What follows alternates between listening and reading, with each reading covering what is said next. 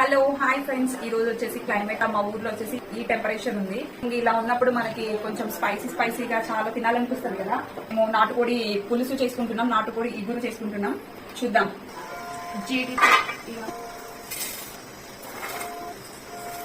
వేపుకోవాలి.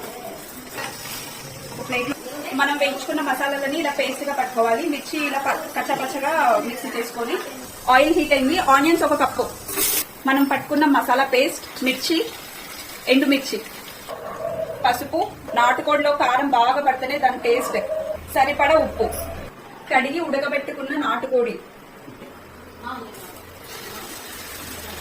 ఈ మసాలా అంతా బాగా ముక్కలకి పట్టేలా కలపాలి. కర్రీ ఏమో గుమ్మగుమ్మలాడుతుంది, ఫుల్ స్మెల్. కరివేపాకు, కొత్తిమీర వేసుకున్నాం. ఈ రోజు నేను నాన్ వెజ్ తినను, మండే. సో దీని టేస్ట్ మా వారు చేసి చెప్తారు. ఓకే.